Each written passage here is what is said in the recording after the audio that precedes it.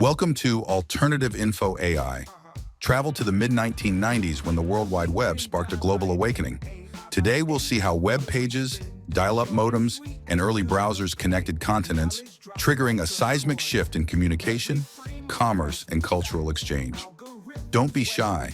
Like, subscribe, share, and leave a comment. Let's get started. Okay, imagine this. It's 1995. The world is a different place. The internet is just starting to become a household name, and technology is evolving at a rapid pace. You're sitting in front of a huge computer. It's not like the sleek, flat screens we have today. No, this one is a massive, boxy CRT monitor. It takes up your entire desk. The desk is cluttered with floppy disks, a mouse with a ball inside, and maybe even a dot matrix printer. You're about to go on the internet. But first, you have to do something pretty amazing. You have to connect to the internet using a dial-up modem. You have to dial a phone number on your computer. This was the gateway to the World Wide Web. The modem would make all sorts of noises as it connected. Remember that loud screeching sound the modem made while it connected? Ah, good times. It was like a symphony of beeps and static, signaling that you were about to enter a new world. The internet was a totally different place back then. It was like a digital frontier, uncharted and full of possibilities. It wasn't as smooth and fast as it is now. Websites were simpler, the internet was slower, pages took forever to load, and sometimes images would appear line by line, but it was super exciting. Every new website was like discovering a hidden treasure. We were pioneers in a digital age. We were discovering new things all the time, from chat rooms to early social networks. Every click opened up a new adventure. We were like explorers, going into a brand new world. The internet was a vast, unexplored territory, and we were its first settlers. Every click was a surprise. You never knew what you were going to find. Sometimes it was a cool new website, other times it was a quirky online game. Every time a page loaded, it felt like we won a prize. The anticipation made the experience even more thrilling. We were watching something amazing being born, something that would change the whole world. The internet was more than just a tool, it was a revolution. And guess what? We were all a part of it. We were the first generation to experience the internet. And it was a collective journey that brought us all closer together.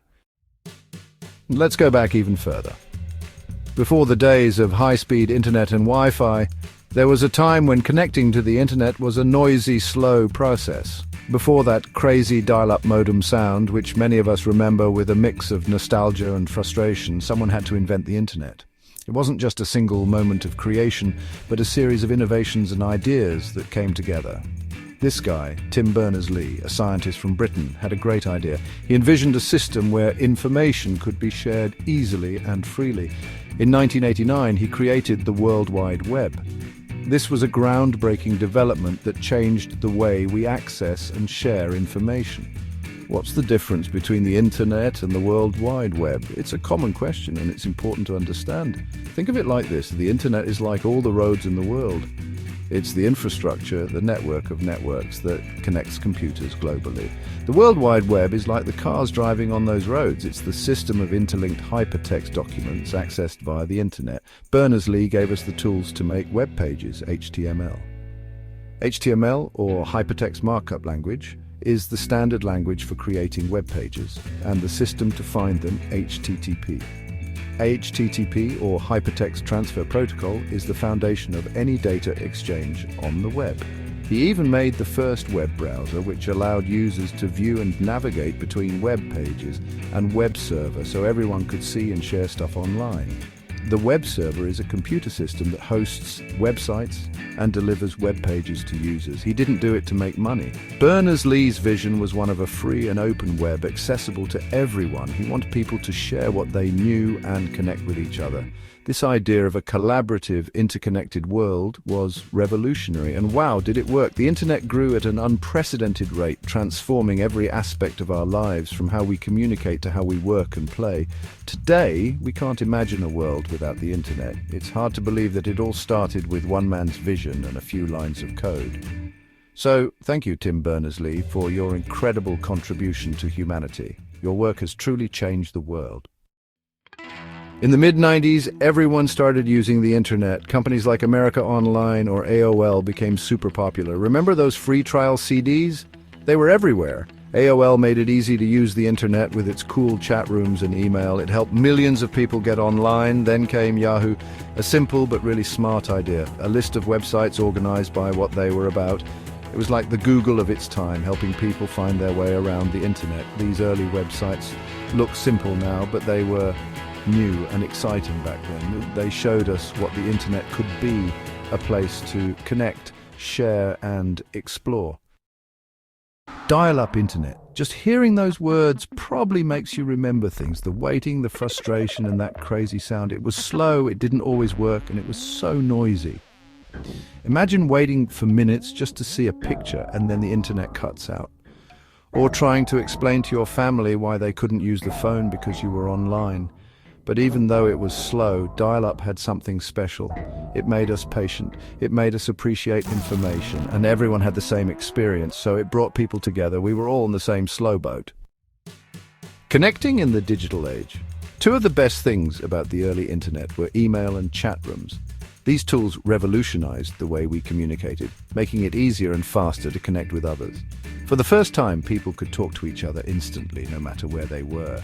This was a huge leap from traditional methods like letters and phone calls, which could be slow and expensive. Email replaced letters as the main way to stay in touch. It was quick, efficient, and could be sent to multiple people at once. This made it perfect for both personal and professional communication. Remember how exciting it was to hear that "you've got mail" sound? It was a moment of anticipation and joy.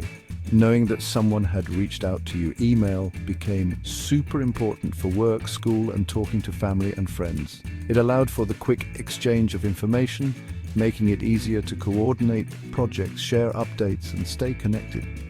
Chat rooms were like the social media of the 90s. They provided a space where people could gather and communicate in real time, discussing everything from hobbies to current events. They were online places where people could meet others with the same interests, talk about what was happening in the world, or just hang out. These virtual communities were the precursors to today's social media platforms. Chat rooms helped people feel like they were part of a community online. They broke down geographical barriers, allowing people from different parts of the world to connect and share their experiences. This sense of belonging was a significant aspect of the early internet experience. The digital age brought about a new era of connectivity. Internet cafes became popular spots where people could access the web, check their emails, and join chat rooms. These cafes were social hubs, bringing together people who shared a curiosity and excitement for the new digital frontier. The rise of internet service providers and the availability of dial-up connections made it possible for more people to get online. Advertisements for internet services were everywhere, promising a new world of information and communication at your fingertips. Exploring the internet in the 90s was an adventure. Search engines were just beginning to take shape, and every click could lead to a new discovery. It was a time of exploration and learning as people navigated this new digital landscape. The culture of the internet in the 90s was one of sharing and community. People were eager to connect, share their knowledge, and help each other out. Online forums and discussion groups were filled with lively conversations and a sense of camaraderie. Looking back, the early days of the internet were filled with a sense of wonder and possibility. It was a time when the digital world was just beginning to unfold, and every new connection felt like a small miracle. The excitement of those early days continues to shape our digital experiences today. The agony of 404 not found, a rite of passage. The early internet wasn't always perfect. There were a lot of technical problems, broken links and annoying error messages. And the worst error message was the 404 not found. Remember that awful feeling when you typed in a website address and saw that message? It meant the page you wanted wasn't there anymore, had moved, or you typed it wrong. Error messages reminded us that the internet was still new. We were exploring a new place, and sometimes we got lost, but that was part of the fun. Thinking back, the mid-90s internet boom feels like a long time ago. The internet has changed so much, so fast. It went from something not many people use to something we can't live without. We went from dial-up to broadband, from simple text websites to interactive videos and games. We carry the internet in our pockets now, with smartphones that are more powerful than those old computers. The internet has changed how we talk to each other, learn, work, shop, and have fun. It's hard to imagine life without it. The future of the web. The internet is always changing. It started as a way to share information, and now it's so much more. Social media, online stores, online games, and more. What will the internet be like in the future? It's hard to know for sure, but one thing's for certain: it will keep changing our world in big ways. We can expect even faster internet, more realistic online experiences, and new things we can't even imagine yet. The possibilities are endless. So there you have it, a quick look at the early days of the internet. What do you remember about being online in the mid-90s? What were your favorite websites back then? Share your stories in the comments below. Let's talk about it and celebrate how amazing the World Wide Web is, from dial-up to today and beyond. Thank you for watching and being part of our journey.